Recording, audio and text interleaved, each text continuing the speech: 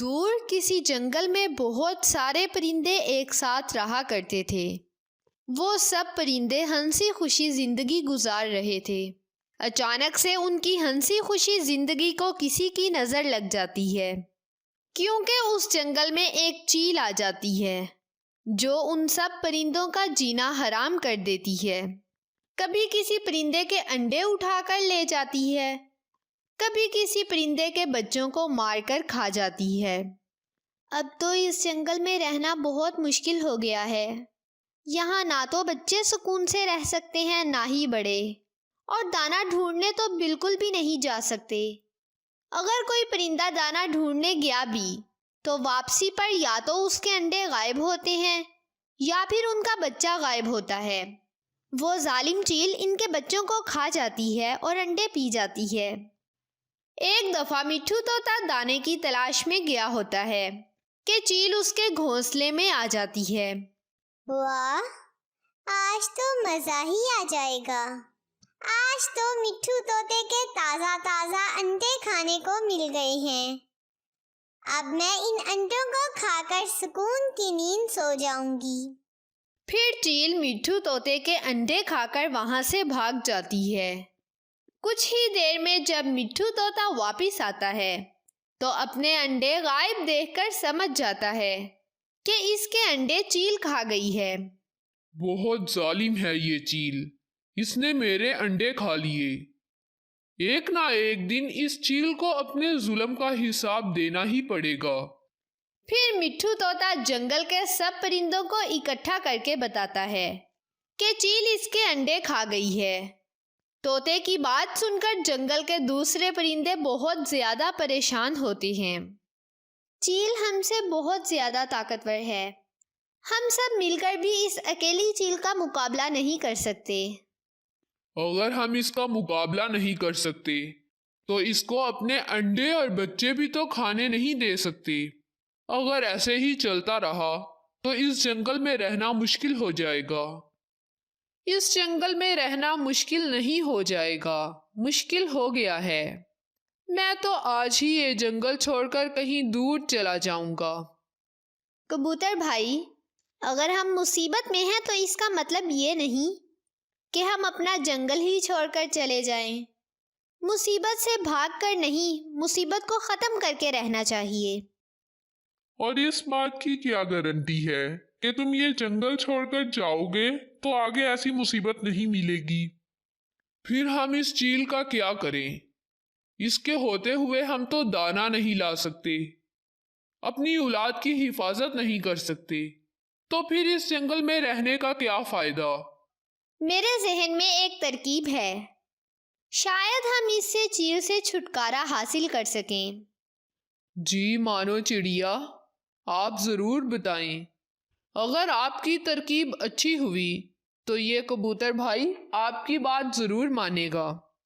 وہ ظالم چیل پہاڑوں کے دوسری طرف سے آتی ہے۔ اگر ہم میں سے روزانہ ایک پرندہ ڈیوٹی دے کسی اونچے پیڑ پر بیٹھ کر، تو باقی سب پرندے آرام سے رہ سکتے ہیں۔ جیسے ہی وہ چیل آتی نظر آئے تو ڈیوٹی والا پرندہ سب پرندوں کو خبردار کر دے۔ سب کو چڑیا کی ترکیب سمجھ میں آ جاتی ہے اور وہ سب سے پہلے ڈیوٹی کبوتر کی لگاتے ہیں۔ باقی سب پرندے جنگل میں اپنے لیے دانہ ڈھونڈتے ہیں۔ کبوتر سب سے اونچے پیڑ پر بیٹھ کر اپنی ڈیوٹی دے رہا ہوتا ہے۔ اتنے میں اسے چیل آتی دکھائی دیتی ہے۔ چھپ جاؤ سب پرندے، چھپ جاؤ، وہ چیل آ رہی ہے۔ خود بھی چھپ جاؤ اور اپنے انڈے بچوں کو بھی چھپا لو۔ سب پرندے کبوتر کی آواز سن کر چھپ جاتے ہیں اور کبوتر بھی خود کو چھپا لیتا ہے۔ چیل جنگل میں اڑ رہی ہوتی ہے، لیکن اس کو کوئی بھی پرندہ نظر نہیں آتا۔ کہاں چلے گئے سب پرندے؟ میرے ڈر سے چھپ گئے یا جنگل چھوڑ کر بھاگ گئے؟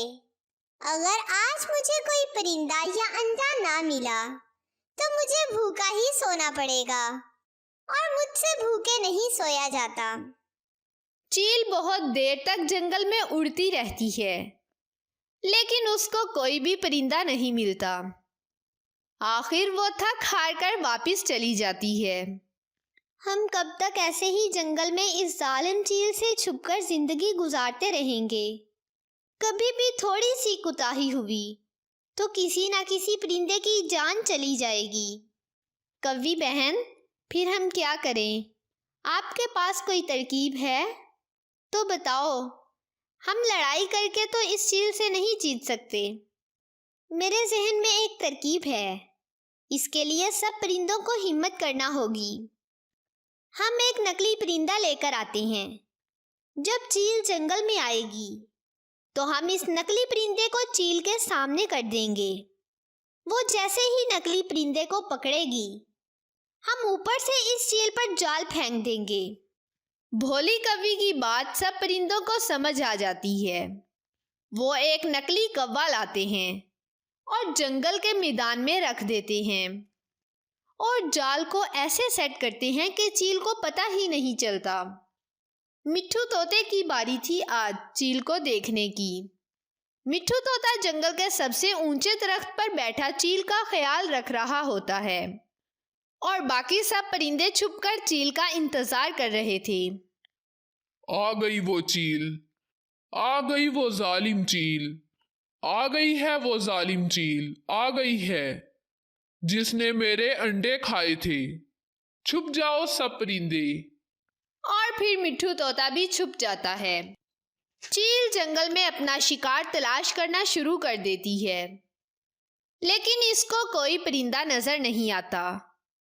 बहुत देर तक जंगल में उड़ने के बाद चील उस सिमत में आती है जहां वो नकली परिंदा रखा हुआ होता है। मिल गया मुझे मेरा शिकार, मिल गया। आज तो मैं इसका खून भी पीऊंगी और ताजा ताजा गोश्त भी खाऊंगी।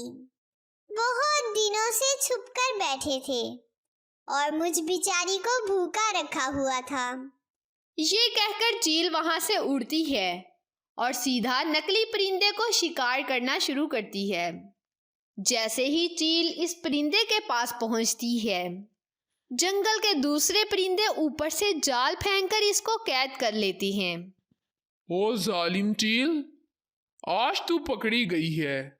तूने तो हमारा जीना ही मुश्किल कर दिया था। ना हम जंगल में दाना ढूंढ सकते थे, ना ही अपने बच्चों को अकेला छोड़ सकते थे। आज तुझसे बदला लेने का वक्त आ गया है। आज तेरे हर जुल्म का हिसाब देना होगा तुझे। ओए पागल तोते, होश में बात कर। मैं यहाँ से निकल गई ना तो तुम सबको जान बचाना मुश्किल हो जाएगा और तुम मुझसे मेरा हिसाब मांग रहे हो। नहीं, अब ऐसा नहीं होगा। हमने बहुत जुल्म सह लिया। अब तुम्हारी बारी है। तुम सब मुझसे कमजोर हो। क्या बिगाड़ लोगे तुम मेरा? मैं एक एक की हड्डी पसली एक करके रख दूंगी। फिर वो सब परिंदे पत्थर जमा करके चील पर फेंकते हैं। वो सब पत्थर चील को लगते हैं और चील वहां ही मर जाती है। जंगल के सब परिंदे सुकून का सांस लेते हैं और फिर से हंसी खुशी जिंदगी गुजारते हैं। इस कहानी से हमें यह सबक मिलता है कि मुसीबत से भागने वाले नहीं, मुसीबत का सामना करने वाले बहादुर होते हैं।